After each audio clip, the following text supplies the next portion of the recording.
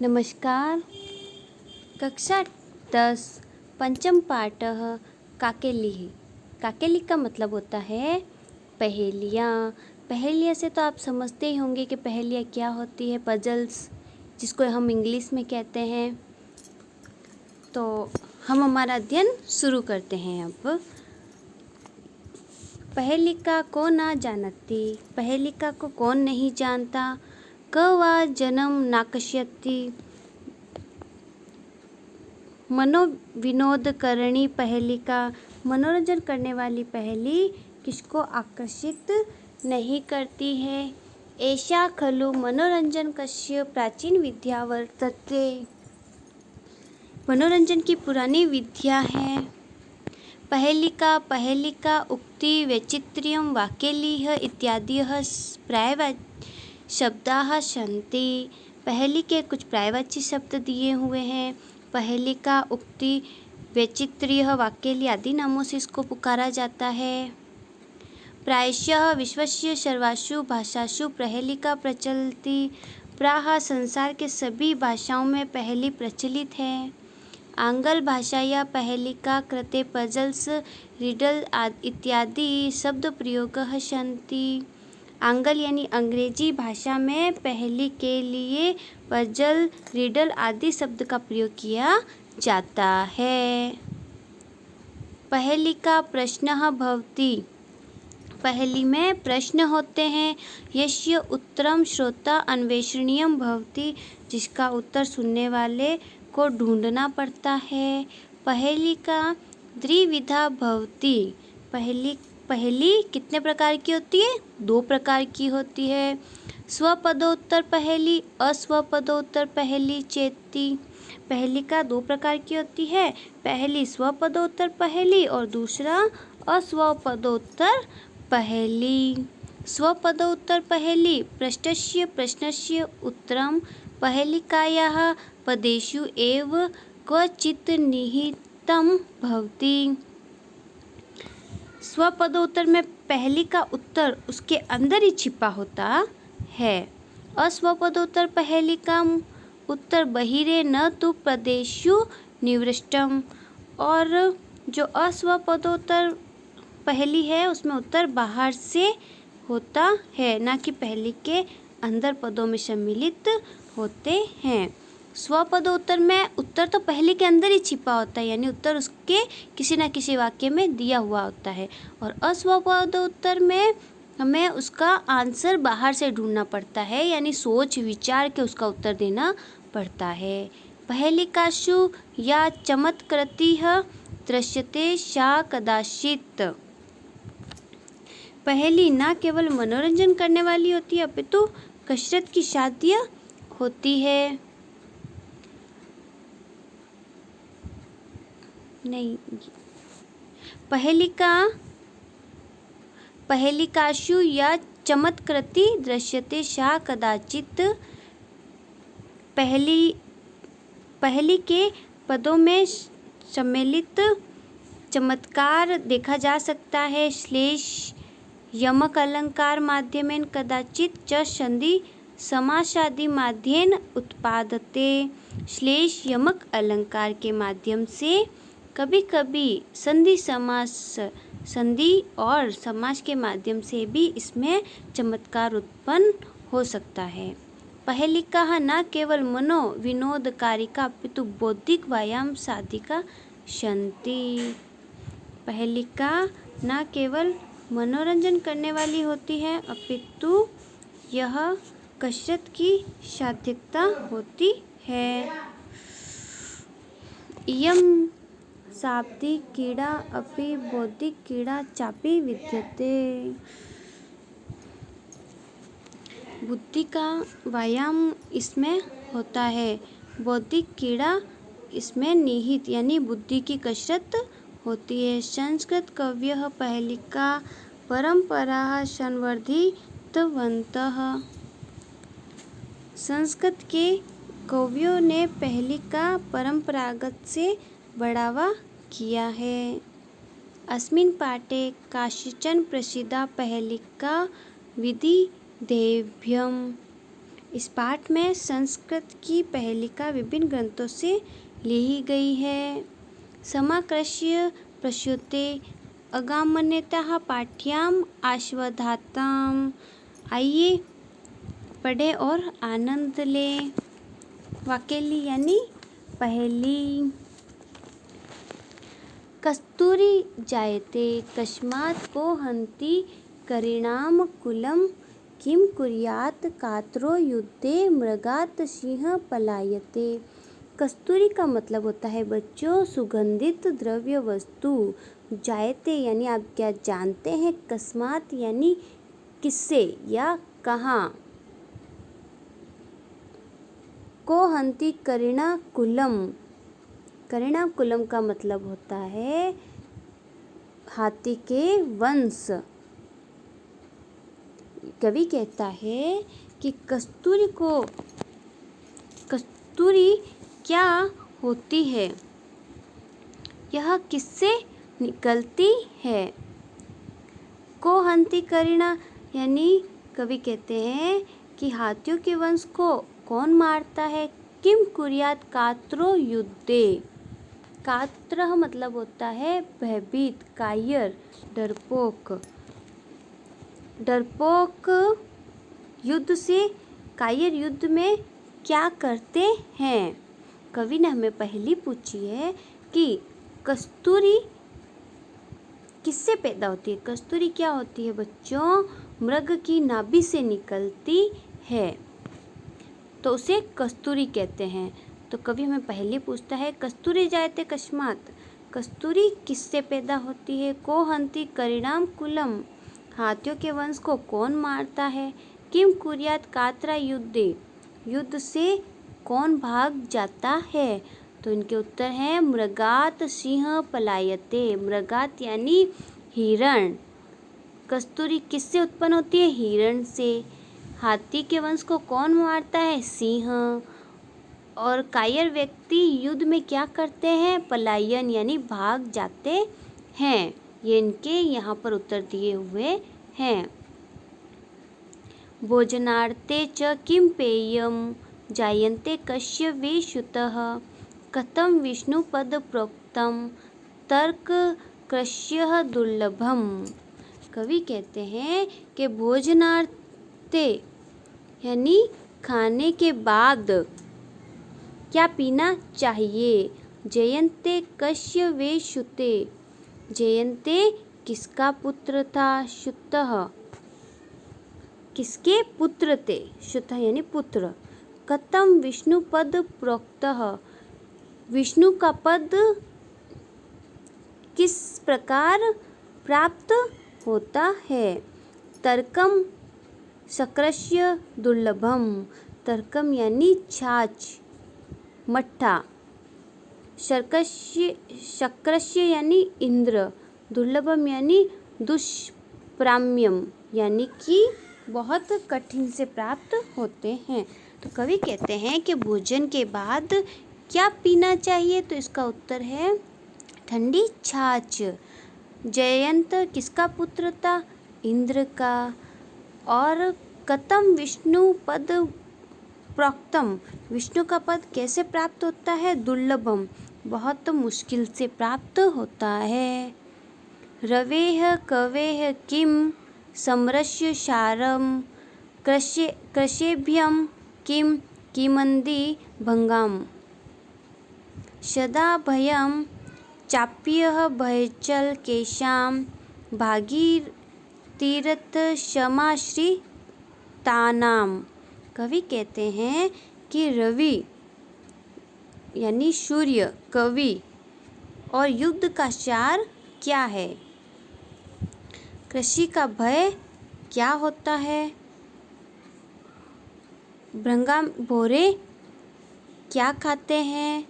सदा भयम चाप्य भ्रंचस्य केशाम, सदा भय किसका होता है। भागीरथी तीर्थ, कवि कहते हैं कि भागीरथी तीर्थ यानी ये इसका उत्तर बताते हुए कहते हैं कि रवि, कवि और युद्ध का सार क्या है। तो रवि का सार है प्रकाश, कवि का सार है वाणी। युद्ध का सार क्या होता है बच्चों? वीर, वीरता। जो वीर होगा वही युद्ध लड़ सकता है।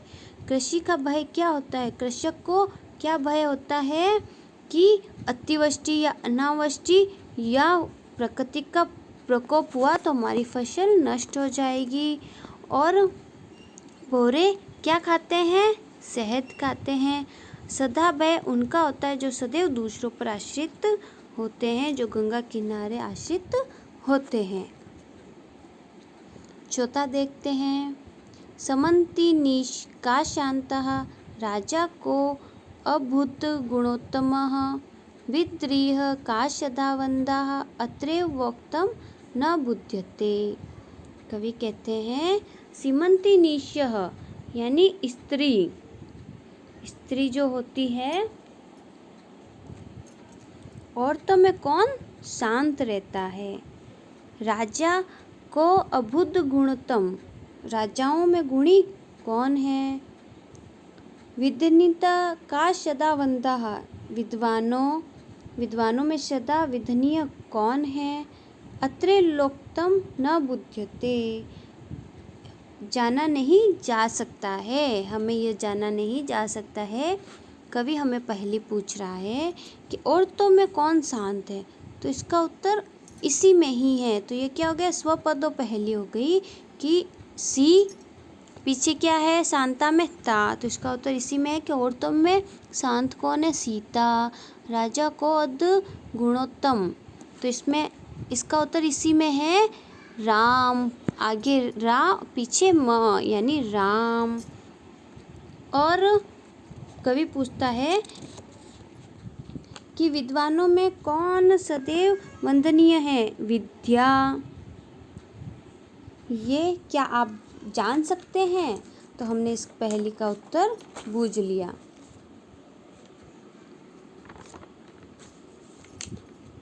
पानीयम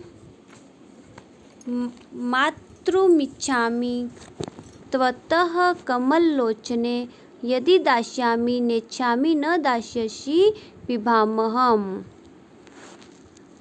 कवि एक औरत से कहते हैं कि पानी म्यम पातुमिच्छामि, मेरी पानी पीने की इच्छा है, मुझे पानी पीना है। कमल लोचनी है, कमल लोचनी स्त्री को कहते हैं यदि दास्यति नेच्छामि, यदि तुम दासी हो तो मुझे पानी नहीं पीना है।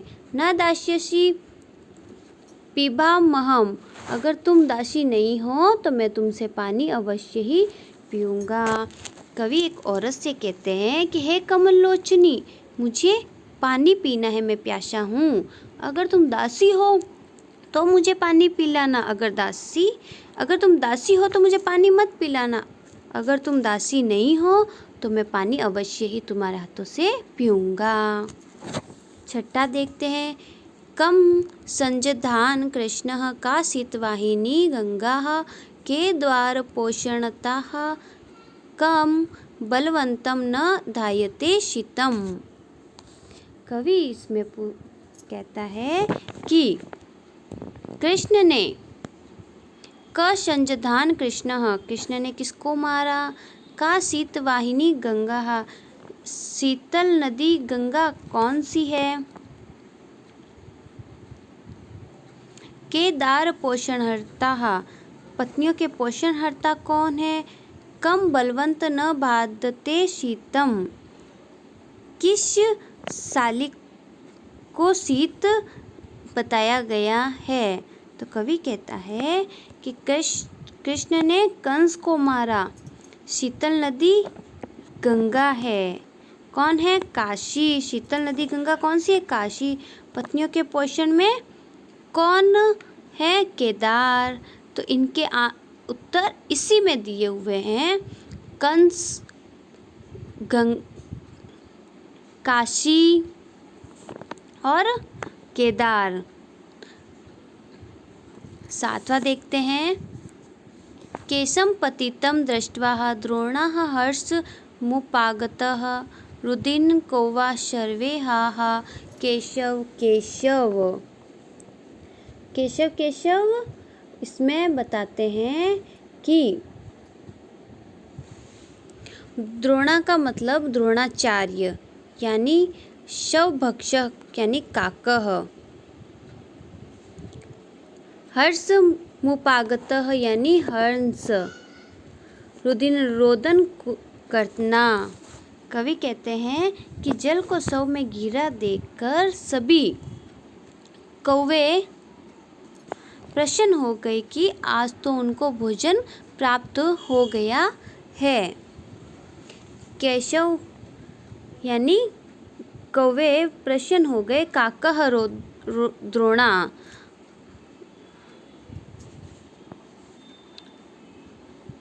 जल में शव को गिरा देखकर सभी प्रसन्न हो गए कि आज उनको भोजन प्राप्त हो गए, परंतु जो हर्ष मुपागतः रुद्रिन कौरवाः, जो भेड़िए होते हैं वो शोर मचाने लग गए कि हाय जल में शव गया, हाय जल में शव गया, क्योंकि वह जल के अंदर नहीं जा सकते। 8वां देखिए। अपदो दुर्गामी च साक्षरो न च पंडितः अमुकः स्फुटवक्ता च यो जानाति स पंडितः।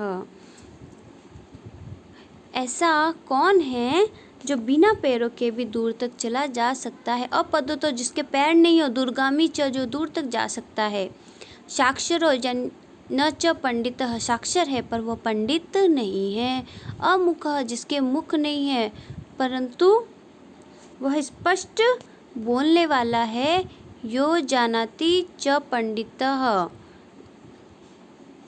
जो विद्वान है वह बतलाओ कौन है। कवि हमें पूछता है ऐसा कौन है जो बिना पैर के दूर तक जाता है, पंडित नहीं है पर साक्षर है, पढ़ा लिखा है, मुंह नहीं है परंतु स्पष्ट बोलने वाला है, जो विद्वान है वही जो विद्वान है वही हमें बता सकता है, वही जान सकता है। तो इसका उत्तर है पत्र। पत्र ही है जो बिना पैर के होते हुए भी दूर तक चला जाता है, पंडित नहीं है पर साक्षर है, पढ़ा लिखा है, उसमें अक्षर ज्ञान है, मुंह नहीं है फिर भी स्पष्ट बोलने वाला है, विद्वान ही इसको समझ सकता है। वृक्षाग्रवासी न च पक्षीराजः त्रिनेत्रधारी न च शूलपाणिः त्वत्वस्त्रधारिणी न च सिद्धयोगी जलम च विभन घटो न मेघः। कवि कहते हैं कि वृक्षाग्रवासी न च पक्षीराजः, वृक्षाग्रवासी यानी वृक्ष के अग्र में ऊपर में, कि वृक्ष के अग्रभाग यानी सबसे ऊपर निवास कौन करता है, परंतु पक्षीराज नहीं है। त्रिनेत्रधारी 3 नेत्र हैं पर शूलपाणि पर शिव नहीं है। त्ववस्त्रधारिणी न च सिद्ध योगी, भगवे रंग के वस्त्र धारण किया हुआ है पर योगी नहीं है। जलम च भिन्नद घटो न मेघः, जल को धारण किया हुआ है पर ना घड़ा है ना बादल है, बताओ कौन है। तो इसका उत्तर है नारियल। नारियल वृक्ष के सबसे ऊपर विराजमान रहता है परंतु पक्षी नहीं है। नारियल की 3 आँखें होती हैं, ऊपर की तरफ देखना कभी, परंतु वह शिव नहीं है। वस्त्र उसने बहुत सारे लपेटे हुए, उनको छोलते जाओ फिर नारियल निकलता है, परंतु वो योगी नहीं है, उसके अंदर जल भरा हुआ है पर वो ना घड़ा है ना बादल है। इस पहेली का उत्तर नारियल होगा। 10वां देखिए। नंदामि मेघान गगने अवलोक्य नर्तयामि गायामि भवामि तुष्टः नाहं कृषिज्ञः प्रथिकोऽपि नाहं वदन्तु विज्ञा मम नाम ध्येयम्। नंदानी मेघान गांग अवलोक्यम यानी आकाश में बादलों को देखकर मैं आनंदित होता हूँ। नृत्यामि नाचता हूँ, गाता हूँ। ना ही कृषक प्रथिकोऽपि पर मैं कृषक नहीं हूँ, किसान नहीं हूँ, ना राहगीर हूँ, बोलो वदंतु विज्ञा मम नाम धेयम, बताओ मेरा नाम क्या है। तो इसमें कवि ने हमें पहेली बताई है जिसमें हमें उसका नाम बताना है कि आकाश में बादलों को देखकर मैं प्रसन्न होता हूँ, आनंदित होता हूँ, नाचता हूँ, पर मैं किसान नहीं हूँ, राहगीर नहीं हूँ, बताओ मेरा नाम क्या है। इसका उत्तर है मोर। मोर आकाश में बादलों को देखकर नाचता है, प्रसन्न होता है, पर ना तो किसान है ना राहगीर है। तो ये कुछ उत्तर इसमें बाहर से दिए हुए हैं जिसने बताया कि पहेलियाँ 2 प्रकार की होती है। तो इसमें हमने स्वपदोत्तर पहेलियाँ भी देखी है और अस्वपदोत्तर पहेलियाँ भी देखी है।